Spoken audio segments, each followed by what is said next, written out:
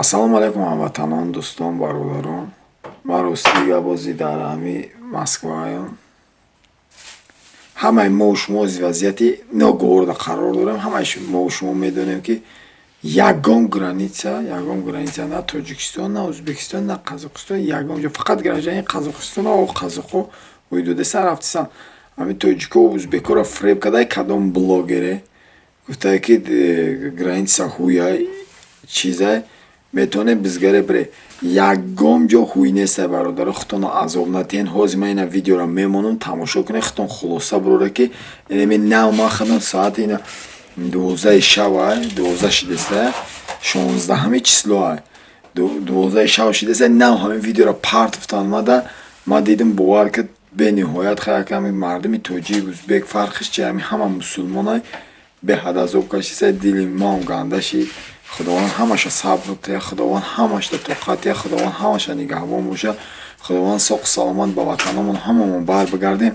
Бародаро эҳтиёт кунед, гапи ягон на блогера гӯш кунед, на ҳичи қонун аст. Бародаро хай ҳамин хел вазъият чидаги ҳама маҳкама як самолёт ай Тошкент омада чизе помӯш оварда, чизе оварда гаштай рафтай, ана ҳамаи ҷо довозае ки ози граница ҳуя ягон чӣ ҳуй нестай. Бародаро ташвиш накунед хитона, барое ки бародаро агар ҳами камтарак сабру тоқат кунед, иншоалло ҳамаш хуб мешава ояндада. Ҳами як кори дигаи дар инҷа ки агар бигем ки нашоти граница фаҳмидан дар корай, нашоти билети чи фаҳмидан дар корай, фақат метавонед авиалинияҳои интернета бизане мебурора ки ҳуяи билет фурӯхтан мешаванд, намешаванд. Посредникҳое ҳастанд ки ҳозир фреб кардесан, гуфтиянд ки билет ҳастай баъди 25 мешава, мо метавонем бифурӯшем шумо дар 15,000, 20,000. Ягон каса бовар накунед. Яка ҳам бародарои аҳли муъмин, ягон каса бовар накунед. хитона эҳтиёт кунед. Боқӣ сарбаланду хонаобод бошед. Худованду ҳамата сабри ҷамил бития. Худованду ҳамаи мо шуморо нигаҳбон боша. соғ овал саломат ба ватанмон бар бигардона. Ягон тат хорӣ накаша, Худованд ягон тат худапот хор назана. Боқӣ сарбаланду хонаобод бошед. Тоҷикен, ӯзбекен, ҳама миллат, мо ҳама бародарем. Ҳама сарбаланду хонаобод бошед.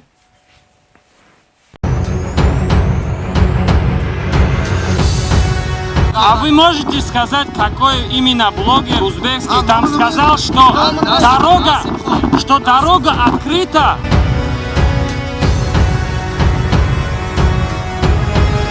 Пробейте вот это все туда, а? Иншаллах, иншаллах.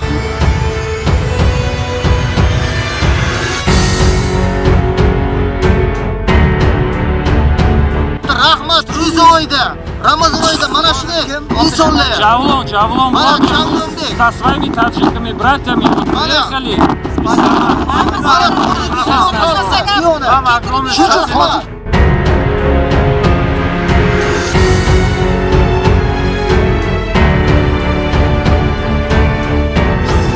Мы хотели бы обратиться в Генеральную прокуратуру Российской Федерации, так как Оренбургская область не может нас держать здесь.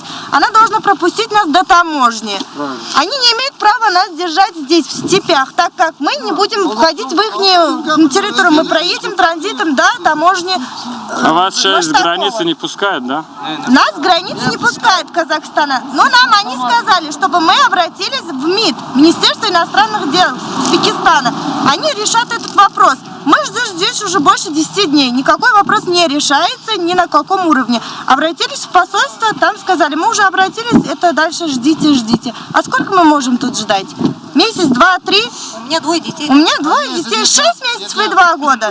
Мы выехали, так как я позвонила в Казахстан, в пограничный пункт. Мне сказали, что пропустят больную девушку. У нас больная девушка и 2 детей. Эпилепсия девушка болеет. Приехала на лечение. Мы приехали, я звонила в 10 часов вечера. Мы приехали уже в 5 часов утра, можно сказать, 10 числа.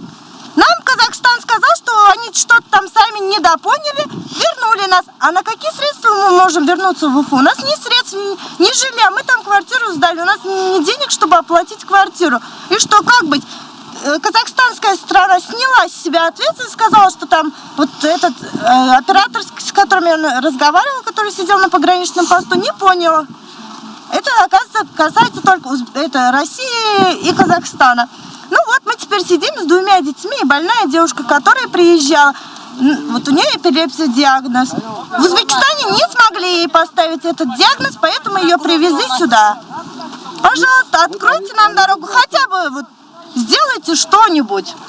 Мы уже здесь не один день, не второй день, мы уже здесь есть люди, которые месяцами. Ладно, открыли чартерный рейс, но что будете делать водителям, которые приехали на своих транспортах? Оставить транспорт? Вот как они могут оставить транспорт? Это их не вот то, что они имеют им зарабатывать. А на какие средства им тут жить? Узбекский транспорт не может ни такси, ни работать никак. На какие средства им жить? Жить в машине? Как вы представляете? Ладно, поставят автобус, ладно, мы уедем. А что с машинами, что будет с водителями? Решите этот вопрос не только вот, пассажиров, но и водителей. Откройте коридор. Откройте коридор. Коридор так как и водителям, чтобы и машины, и все пассажиры уехали. Они все везут нас в долг. Ну да, они везут. Я звонила, нам открыли, да, чартерный рейс. Там, они сказали, 13 тысяч, даже для двухлетнего ребенка то же самое. Я спросила, а можно как-нибудь в Узбекистане отдать эти деньги? Нет, нельзя. А эти водители везут нас в долг. Даже есть, которые везут бесплатно людей. Решите что-нибудь. Какая-нибудь помощь поступала или нет? С какой стороны? Помощь. Со стороны Узбекистана никакой помощи. Никакой помощи. Скажу откровенно, никакой помощи. Нам и ничего не надо, просто пропустите нас домой. Мы готовы на карантин, на самоизоляцию, мы на все подписали согласие. Мы подпишем согласие на все. Просто Откройте коридор. Мы сами на свои средства доберемся. Да, мы сами на своих средствах доберемся. Но на средствах как? На этих машинах, в которые мы приехали до сюда, которые нас привезли, мы с ними только можем добраться. Все, больше ничего не надо. Iltimos, hurmatli prezidentimiz. Hurmatli prezidentimiz, iltimos bizga 3 kunlik shu koridor ochib bering. Bir kun ham yetadi. Bir kun ham yetadi mana. Biz tayyor turibmiz. Yomon qiynalib ketdik. Mana 10 kundan beri mashinada yotib turibmiz. Mana ko'chalarda yotibmiz. Keyin bo'lib buni ustiga o'lganday, tepganday qilib mana Samarqand oblastdan bizani Orenburgga qo'yirmayapti. Mana bu yerda amonlar bilan turibdi. Iltimos, bizani bosh qiynayordi bu yerda. Mana odamlar qaranglar, qanday ahvolda. Bizani mana shu trassani ochiq deb qonunda belgilangan narsada, lekin bular bizani qo'yirmayapti. Mana shu yerda chegaragacha biz bora olmayapmiz. Qozog'iston chegarasigacha. Iltimos, Bizga hech narsa kerak emas. Bizga Turkiya kunlik yo'lni ochib bering. Biz transportlarimiz, odamlarimiz hamma narsa tayyor. Iltimos sizdan. Prezident yordam qiling. Bizga koridor ochib bering bo'ldi. Ayollar, bizning benzinimiz, hamma narsamiz yetarli. Yetib olaylik. O'zimizni bola chaqamizga yetib olaylik. Hamma shu niyatda yo'lga chiqaman. Orqaga qarang. Keyin eshtinglar, keyin yana bitta bizga savol berishyapti. Sizlar noqonuniy qoidani buzib chiqdilaring deyapti.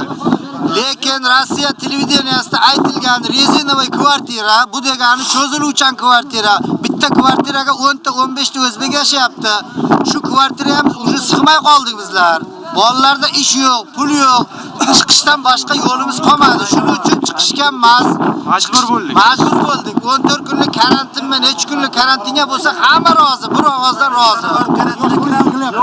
Yosh bolalar bor, yosh bolalar. Har ishonmasanlar ko'ringlar. Siz yig'la olasiz. Vallar ko'rsatdim.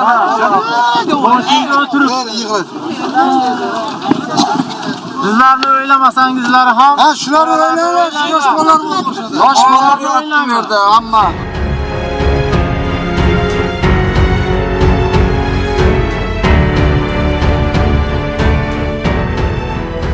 Mana blogerlar bizga har xil narsalarni, har xil gaplarni yozib yuboryapti-da. Mana shu yerda o'tirganimizni. Iltimos, mana shu blogerlar uyda o'tirib gapirgancha mana bizning ahvolni ko'rsin. Shofyorlarni masalan qaralayapti. Mana shu shofyorlar puli yo'q insonlarni biza tonish bilishlarni people olib boryapmiz. Olib boryapti. Uydan boramiz. Olib boryapti. 71 ga kirgan bitta boboy turibdi. O'shani shunday ro'za oyiga savob uchun nima qilib, nahotki hech kim eshitmasin, nahotki bir prezidentimizgacha bormasa shu gaplar. Shohyorlar mana shu yerda pulimiz yo'q desa ham, boshqa narsa desa ham olib boryapti. Lekin bizning haqqimizda har xil gaplarni gapirilyapti bu yerda. Mana noto'g'ri informatsiyalar beryapti. Iltimos mana shu blogerlardan ham bizning ahvolimizni tushuning. Qaysi ahvoldaligingizni biling. Mana biz qanday ahvolda turibmiz? Shohyorlar masalan shu odamlar iltimos qilgandan keyin chiqib kelgan. Hech kim o'zidan o'zi kvartirasi yeyishini olmagandan keyin. А вы можете сказать, какой именно блогер или узбекский там сказал, что дорога открыта, что можете пересекать границу? Не просто тут уважаемый говорит, что блогер...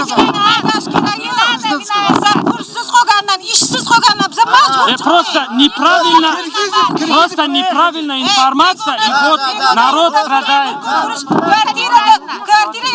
Yana bir narsani aytib o'tiray. Yana bir narsani ayting. Mana shu yigitlar bizga non, suvdan yordam qilyapti. Mana shu narsani.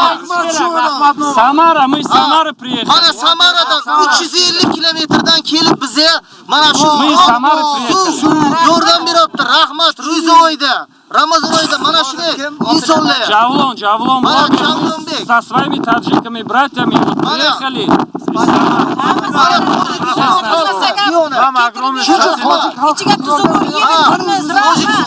O'zbekiston xalqlari ham mana shu yerda kafilada. Hammasi suv keldi. Ha, non kelibdi, suv kelibdi. Rahmat keldi. Shahrisabzdan ularga ham rahmat. Minnatdorchiligimizni bildiraylik mana shu yigitlarga. Assalomu alaykum, hurmatli Prezident Shavkat Miromonovich Mirziyoyev. Biz mana butun xalq yig'ilib, bizning maqsadimiz bitta shu O'zbekistonimizga sog'-salomat kirib borish niyatida yig'ilib turibmiz. Bizning eng katta xatomiz bu yerga yig'ilgan bo'lsa ham 7-may kuni siz o'zingiz aytgan 11 ming aholi, qiynalgan aholini O'zbekistonga shu olib kelish niyatida chiqargan gapingiz bizga shuning o'zi ham bizga dalda bo'ldi. Bu yerga yig'ilgan xalqni hech qanday inson bir kishi majburlab yiqqani yo'q. Har kim o'z ehtiyoji bilan, o'z ehtimol, o'zining sharoiti bilan hamma yig'ilgan. Yana bitta gapki, bizning prezidentimizdan tashqari O'zbekistonning posolstvosi, konsul shu insonlarga bizning shu xalqimiz nomidan bizning salomimiz, bizning faqat holimizni, ahvolimizni, sharoitimizni kelib bir marta bir sog'lig'imizni kelib so'rasa biz shunga minnatdormiz. Bizni olib borib O'zbekistonga o'tkazib qo'yish mayli ularning qo'lida bo'lmasin, lekin ahvolimizdan shu Rossiyadagi muhojirlarga mas'ul insonlar kelib bir holimiz ahvolimizdan so'ragani yo'q. Iltimos qilamizki, bizni kelib bir ahvolimizni ko'rsin. Bir so'rab ko'rsin. Rahmat turganim. Faqat prezidentimiz yordam bersin. Biz O'zbekistonning dushmani emasmiz. Biz O'zbekistonni sotmaganmiz. Biz xalq dushmani emasmiz. Hammamizda grajdanstvo, O'zbekiston pasportimiz bor. 10 yil bo'lgan Rossiyaga ishga bir ayrim sabablar bilan kelganmiz. Ko'pchilikka ko'p ham bo'lgandir. Lekin biz pasportimizni o'zimizning millatimizda sotganimiz yo'q. Faqat sharoitimiz bor ham, lekin bizning sog'inchimiz ota-onamiz, bola-chaqamiz, vatanimiz, xalqimiz. Hammamizda bitta maqsad. Yo'limizda Qozog'iston Respublikasi bilan kelishgan holda mayli har qanday variantga rozimiz. Bitta yo'l ochib imkoniyatini qilib bizni olib ketishlaringizni hammaning nomidan iltimos qilib so'raymiz. Hammamiz shu yerga bolamizni, oilamizni boqamiz deb kelganmiz. Majburlikdan kelganmiz shu yerga. Bo'lmasa kelmasdik bu yerga. Братья узбеки, дуа будем делать, что все было хорошо. Пробейте вот это все туда, а? Иншаллах. Все, чтобы видеть, да? Все. Товарищи президенты, я вам умоляю, меня домой отправить надо, срочно надо. Уже 1,5 месяца я жду, никуда не ухожу, меня ждут дома, жена больная, отдали больницу на домой. Меня не отправили, никуда не уходит, выхода нету. даже самолету, поезда и пешком никуда не могу. Поэтому меня сейчас ничего не осталось. Деньги тоже нету. Едят, кушать ничего нет. Поэтому это людям я хожу, вот стою, нету никуда уходить, себя я увольняю. Вот пустите нам только коридор, вместо меня. Вот эти люди уходят, едем домой, только домой надо. Назад никуда не уходим, нету никуда ничего, никакого выхода. Поэтому увольняю вас, открыты на коридоре. Уедем домой, прямо до Казахстана. Карантин, вирусы, все согласны, никуда не уходим, не делаем. Прямо до Узбекистана, границы ходим, едем, все. Больше ничего нет, увольняю вас, товарищи президенты, товарищи верхнее управление. Давайте, пустите нас, посольстве все. Хочется домой, все ждут дома, дети, все. Спасибо вам большое вообще. Еще кто-нибудь хочет сказать? Чартермерс никогда бесплатно не будет. Ему все равно надо платить денег. Не меньше 20 тысяч. Все равно надо платить. А 20 тысяч у кого никого нет сейчас. Никого. Не можем. Если бы смогли бы, там ждали бы. Когда вот будет, я не знаю.